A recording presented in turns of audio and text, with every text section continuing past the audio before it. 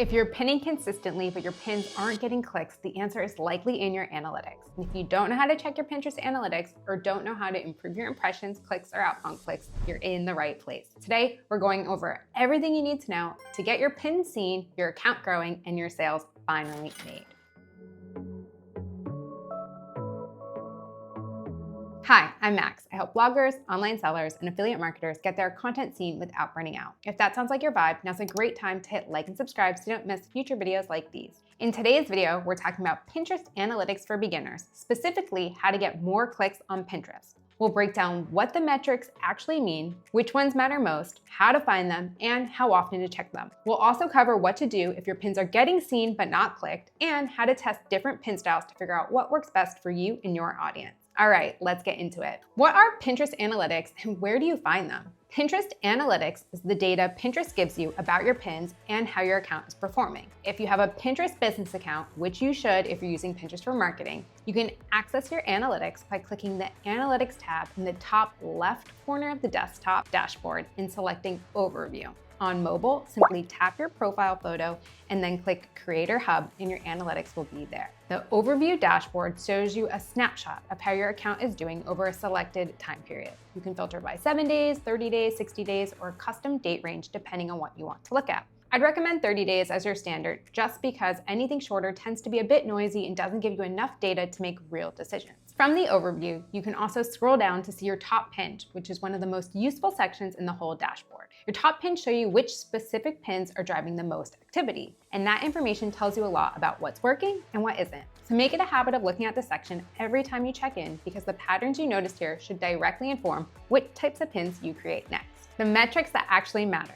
Pinterest gives you a lot of numbers, and it can feel overwhelming if you don't know which ones to focus on. For most people, there are 3 metrics that matter most. The first is impressions. Impressions tells you how many times your pin appeared on someone's screen, whether that's in a search result, their home feed, or a related pin section.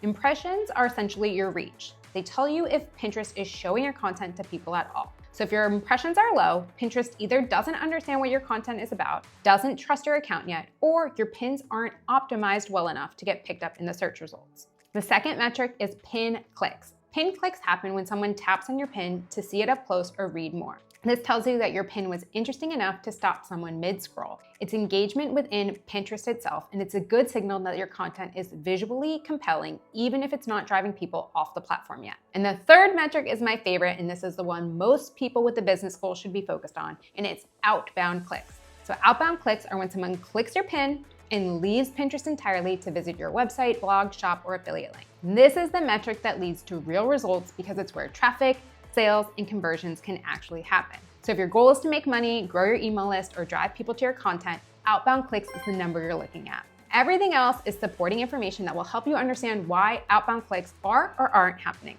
Make sense? All right, let's dive into the details. If you're not getting impressions, if your impressions are low or flat, it means Pinterest isn't showing your content to people yet. And there are a few common reasons this happens.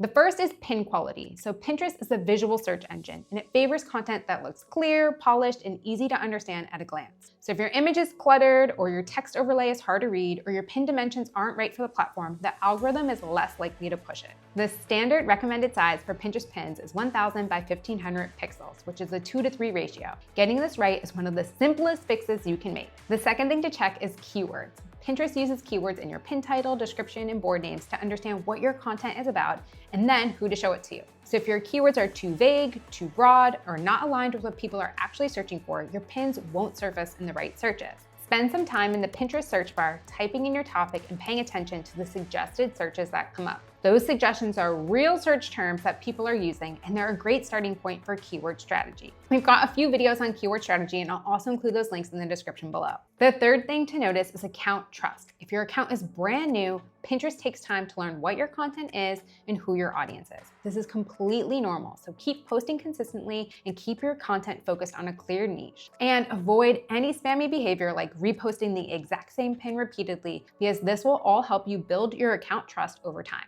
Most accounts start seeing meaningful movement around the 60 or 90-day mark, so if you're in the early stages, stay consistent and give it time. All right, what if you're getting impressions but then not getting clicks? This problem is more common for people who have been on Pinterest for a while and their pins are getting seen, but they're just not getting clicked. and it almost always comes down to the pin not creating enough curiosity to earn the click. So think about what your pin is actually communicating. If you give away everything in the pin itself, there's no reason for someone to click through to get more information. But if you're too vague and don't give enough information, people scroll right past because nothing grabbed them. So the sweet spot here is a pin that makes someone think, oh, that's exactly what I'm looking for. And they click to learn more or see the rest. Your pin should answer enough of the question to feel relevant and specific while still leaving enough information open that the reader wants to click through to find out more. So that balance is genuinely hard to get right on the first try, which is why testing different pin styles and different text, fonts, and images matters so much. A/B testing and how pin generator helps. So A/B testing means creating 2 or more different versions of a pin for the same piece of content and comparing how they perform. So you might test a collage image against a single image, or a specific angle against a broader one. You could try different text overlays, different color schemes, different layouts, but over time you'll notice patterns start to emerge and you'll see which pins get clicks and which ones don't. This information will be unique to your account and your audience, so it's important that you pay attention to your analytics. And in order to test more pins, this is where a tool like Pin Generator makes the process a lot more manageable. Instead of designing every variation from scratch, you can start with templates that are already built to perform well on Pinterest, and then swap images and text pretty quickly and generate multiple versions of the same pin in minutes. From there, you can schedule everything to go out gradually over days or weeks so you're testing in a natural, spaced out way rather than flooding your account all at once. Pin Generator actually has 2 different ways to work depending on how hands-on you want to be. So the first is the automation flow, which is newer to the platform and something I'd recommend once you have a bit of a handle on your niche and your content. You connect your blog, online shop, or product links, and Pin Generator creates pins for you automatically on a rolling schedule. So you can choose how often you want to review what's going out. That could be weekly or monthly, and you'll still have full control over the templates, the colors, the styles, and the layouts. You can even import your own Canva designs if you have a look you love. It's more of a set it and manage it system, and it works really well for A/B testing because you can run different pin variations through the automation and let the data tell you what's working over time. The second option is the generate page, which is more hands-on.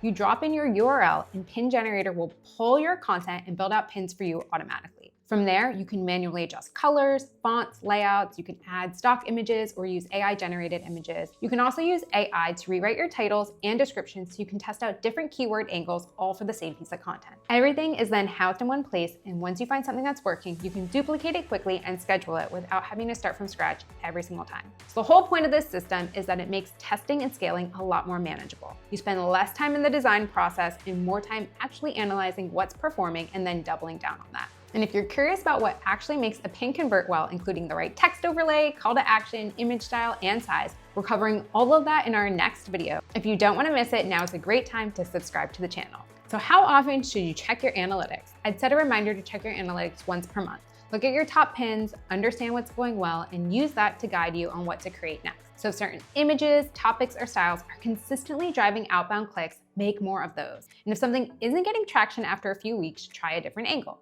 Looking at daily stats can be tempting, but it's usually more stressful than helpful because Pinterest traffic fluctuates naturally based on seasonality, how often you've been posting, when you're on the platform, how the algorithm is distributing your content, and it's a lot to manage. So please do monthly check-ins. This will give you enough data to see real patterns without sending you into a spiral. And one final reminder, trust the data, but don't obsess over it. Pinterest rewards consistency over time, and the results will compound in ways that daily numbers won't show you. So keep putting in the work and you'll start to see results. Once you understand what the numbers are saying, you can use those numbers to make smarter decisions about what to create, how to test your pins, and where to focus your energy instead of just guessing. If this video helped you, now's a great time to hit like and subscribe so you don't miss future videos like this. I'm Max. I share weekly Pinterest marketing videos to help you get your content seen without burning out. I'll see you next week.